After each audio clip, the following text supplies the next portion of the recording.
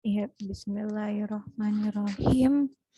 Assalamualaikum warahmatullahi wabarakatuh.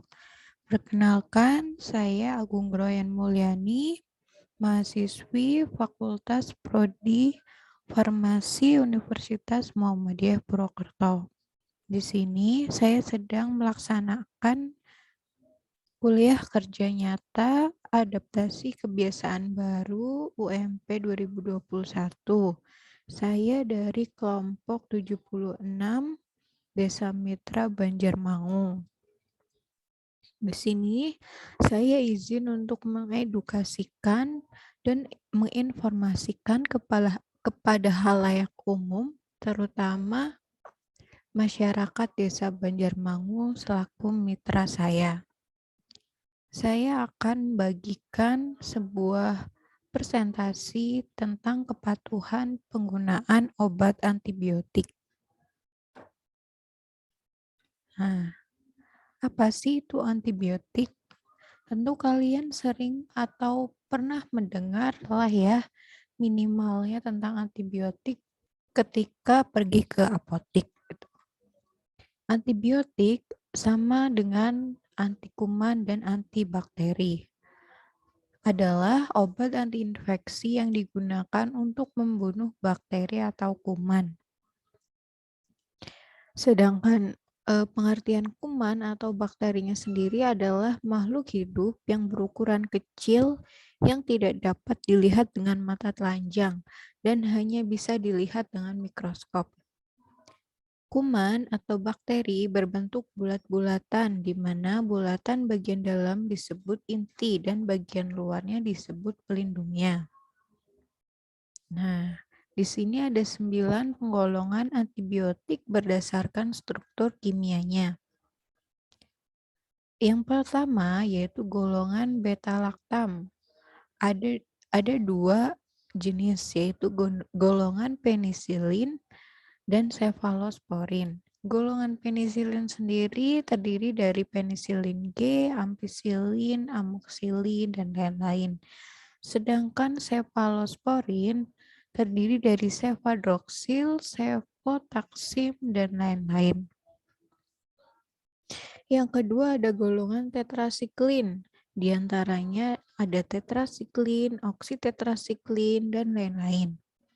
Yang ketiga ada aminoglikosida. Terdiri dari gentamisin, neomisin, dan lain-lain. Yang keempat ada makrolida. Terdiri dari eritromisin, spiramisin. Yang kelima ada linkomisin, terdiri dari klindamisin, linkomisin. Yang keempat, golongan polipeptida, yaitu polimiksin A, B, C, D, dan E. Dan yang ketujuh ada golongan quinolon, terdiri dari ofloxacin dan ciprofloxacin. Yang ke-8 ada golongan sulfonamid dan trimetoprim, terdiri dari sulfometoxazole, dan yang 9 ada chloramphenicol.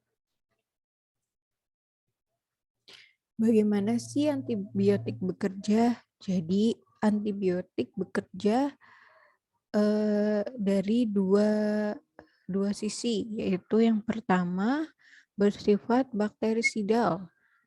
Maksudnya menghancurkan kuman atau bakteri. Contohnya di sini ada rifampicin, amikacin, dan amoxicillin.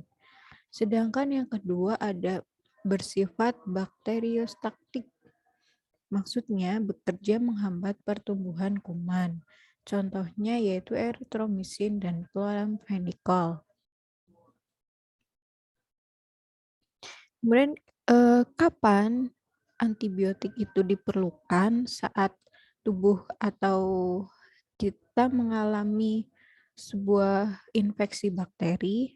Nah, yang pertama saat bakteri atau kuman masuk ke dalam tubuh, tubuh itu mempunyai sifat pertahanan tubuh. Contohnya yaitu sel darah putih.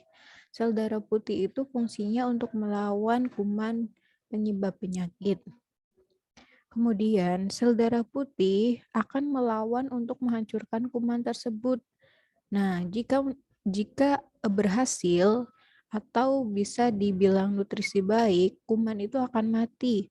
Tetapi jika sel darah putih tidak mampu lagi untuk menghancurkan kuman tersebut, akan terjadi nutrisi buruk dan kuman tidak mati sehingga terjadi infeksi. Nah, di saat itulah kita perlu adanya konsumsi antibiotik. Kemudian bagaimana kerja antibiotik? Di sini ada 4 kerja antibiotik. Yang pertama, menghambat sintesis dinding sel kuman. Contohnya amoksisilin, ampicillin, dan ceftriaxone. Kemudian yang kedua, mengganggu membran sel kuman. Contohnya polymyxin. Ketiga, menghambat sintesis protein dan asam nukleat. Contohnya amikasin, tetrasiklin. Yang keempat, mengganggu metabolisme sel kuman. Contohnya cotrimoxazole. Di mana sih tempat kerja antibiotik itu berada? Nah, tempat antibiotik kerja itu ada di empat empat ini, empat tempat. Sama seperti ini kerjanya ya. Tadi sudah saya jelaskan. Yang pertama tempat kerjanya di dinding sel.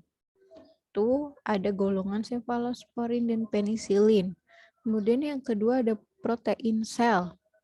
Golongannya limkomisin, tetrasiklin, dan aminoglikosida.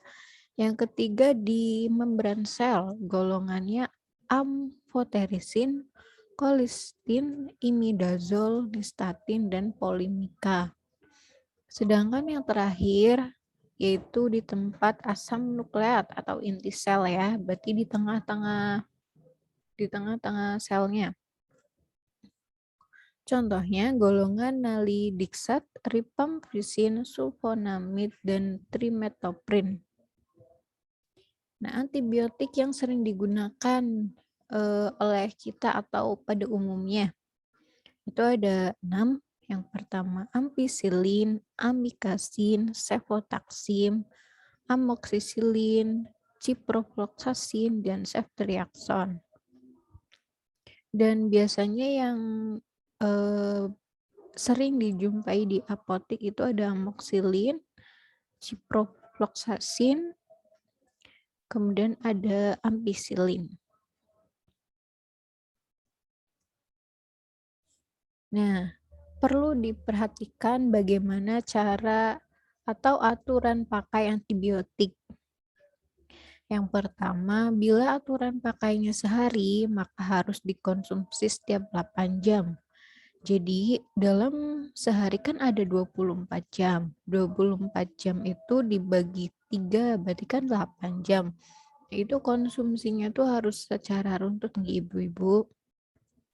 Misal nih, amoksisilin itu dikonsumsi 3 kali sehari sampai habis ya.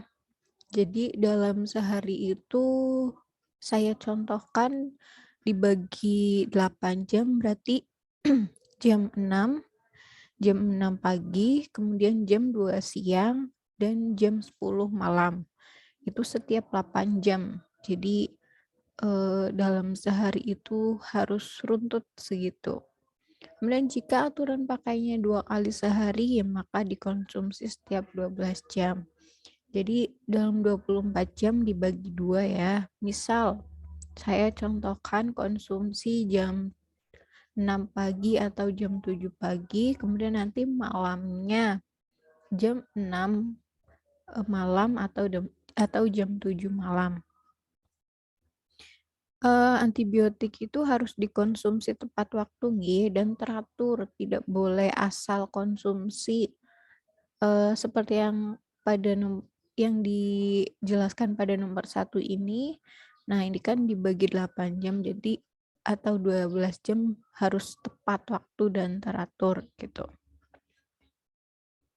Yang ketiga, harus dikonsumsi sampai habis. Nah, walau gejala penyakitnya sudah hilang, biasanya antibiotik harus dikonsumsi 3-5 hari.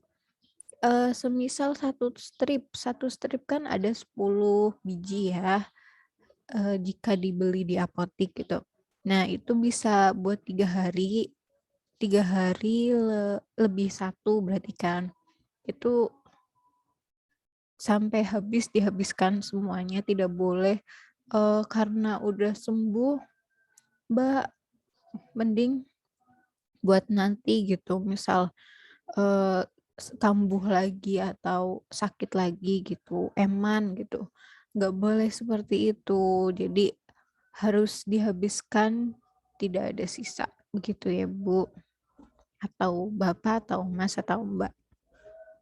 Nah, yang keempat, bila lupa, konsumsilah saat teringat. Tetapi jika sudah mendekati waktu selanjutnya, langsung dikonsumsi, namun jatah selanjutnya jangan dikonsumsi lagi. Nah, misal jam berapa tadi ya? Yang 3 kali sehari itu kan jam 6, jam 2, sama jam 10. Nah, jam 6-nya itu lupa mengonsumsinya dan baru teringat itu jam 12 siang. Berarti kan mendekati konsumsian yang kedua ya, yang jam 2 siang itu. Nah itu, langsung diminum aja pas jam 12 siang itu. Tetapi jika sudah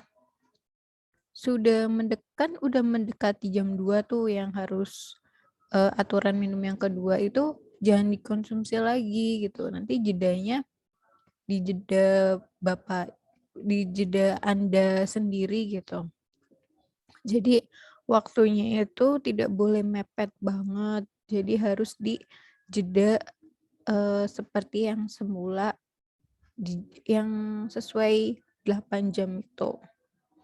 Kemudian, yang kelima, dikonsumsi sebelum makan. Namun jika timbul atau, mmm, ada rasa yang tidak nyaman di perut, diminum 1 jam setelah makan.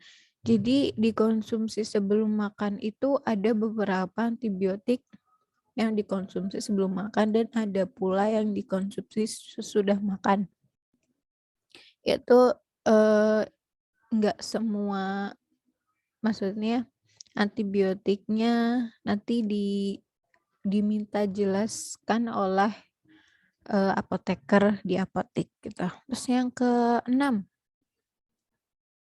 konsumsi sesuai dengan aturan yang dianjurkan dokter atau apoteker. Nah ini, jadi misal mendapatkan antibiotik, antibiotik itu kan golongan, obat dengan resep dokter ya. Nah, itu biasanya nanti perlu adanya bimbingan dari dokter atau apoteker. Dan perlu diperhatikan jika tidak sesuai aturan pakai atau eh, aturan minumnya itu terserah sendiri gitu. Nanti terjadi resistensi antibiotik gitu, yang tidak dihabiskan terutama. Apa sih itu resistensi antibiotik? Resistensi itu sama aja dengan kebal. Resistensi antibiotik adalah kekebalan kuman terhadap antibiotik. Jadi kuman itu eh, tidak tidak takut lagi terhadap antibiotik itu. Jadi misal Anda terinfeksi kuman A dan penggunaan antibiotik pada kuman A itu tidak teratur, itu kuman kumannya akan mengalami kekebalan, berarti tidak takut lagi terhadap antibiotik itu. Nah, jika kuman sudah resisten, maka pengobatan antibiotik yang sama tidak akan mampu membunuh kuman, sehingga memerlukan obat lain yang lebih efektif yang biasanya berbeda struktur kimianya daripada antibiotik yang sebelumnya. Nah, kemungkinan harganya itu akan lebih mahal dari antibiotik yang sebelumnya, karena biasanya eh, apoteker atau dokter akan memberikan pada awal pengobatan akan memberikan antibiotik yang kemampuannya itu yang biasa gitu, karena tidak langsung yang kemampuannya dalam membunuh atau menghambat kuman itu yang bagus langsung gitu. Karena kita tahu maksudnya saya sebagai apoteker tahu, ada baiknya membunuhnya itu secara yang sedang terlebih dahulu. Namun kan kita tidak tahu pasien itu bisa mengonsumsi antibiotiknya itu secara teratur atau tidak. Nah, sebagai sebagai penggantinya itu ketika mengalami resistensi pada antibiotik, maka penggantinya antibiotik yang selanjutnya itu kemungkinan akan lebih mahal atau yang lebih kompleks pengobatannya. Kenapa pengobatan antibiotik bisa gagal gitu? Bisa disebabkan oleh obat palsu atau obat yang non-standar. Dan ada obat kadaluarsa. Jika obat yang sudah terlewati tanggal kadaluarsanya tetap digunakan, maka dikhawatirkan tidak memberikan efek terapi yang diinginkan. Jadi ketika Anda membeli sebuah obat, ada baiknya perhatikan kemasannya terlebih dahulu. Jika kemasannya itu mengalami sedikit atau banyak kerusakan, mending Anda lebih baiknya itu menukar yang bagus gitu, yang lebih baik dari yang diberikan kemasannya gitu. Dan salah aturan pakai. Nah, aturan pakai tidak teratur maka pengobatan bisa gagal. Nah, ini yang sangat-sangat bisa antibiotik mengalami resistensi. Dan salah dosis ditambah atau dikurangi sehingga tidak efektif atau bisa toksis. Jika dosisnya itu berlebihan, contohnya saat mengonsumsi antibiotik itu dosis yang harusnya 500 gram, namun Anda mengonsumsinya sebanyak 1000 mg, itu akan mengalami overdosis gitu. Tetapi jika dikurangi, contohnya Anda malas minum antibiotik tersebut, misalnya seharusnya 500 gram, tapi Anda potek si obat itu menjadi setengahnya, atau belinya yang di bawah dosis itu, yang seharusnya 500 atau 1000, itu akan tidak efektif pengobatannya. Gitu.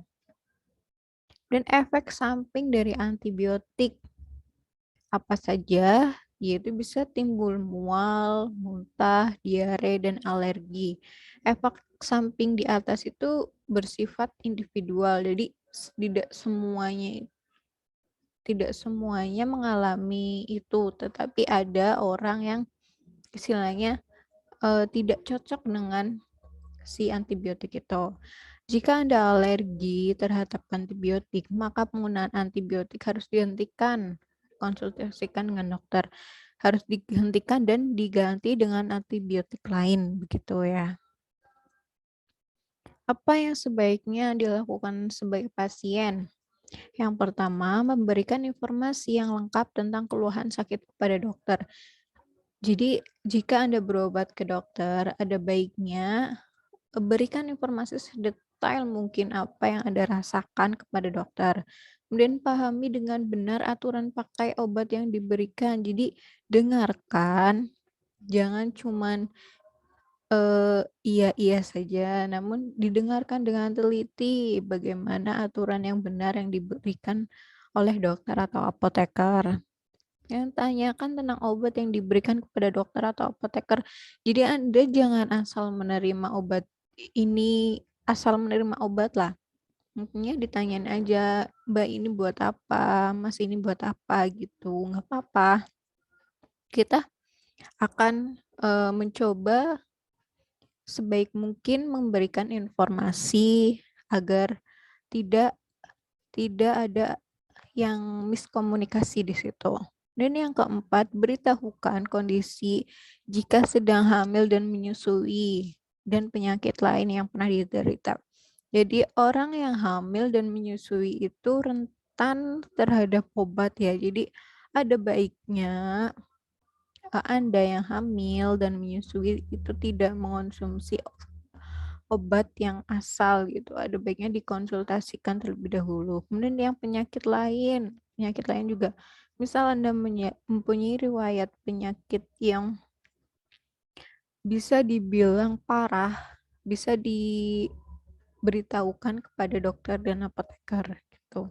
Dan yang kelima, beritahu tentang obat yang sedang dikonsumsi jika ada. Nah, ini berhubungan dengan penyakit lain yang pernah diderita. Jadi misal Anda mengalami penyakit kardiovaskular atau jantung, kan kan Anda sedang minum obat gitu, terus nanti mau ditambah antibiotiknya, itu dikonsultasikan terlebih dahulu apakah boleh kombinasi obat jantung dan antibiotik gitu kepada si pemberi antibiotik, itu apoteker biasanya. Ya, sekian edukasi dan informasi yang saya berikan. Kurang lebihnya mohon maaf. Semoga bermanfaat. Untuk detail fungsi antibiotiknya itu nanti akan saya jelaskan di pertemuan selanjutnya atau di video lainnya. Terima kasih. Wassalamualaikum warahmatullahi wabarakatuh.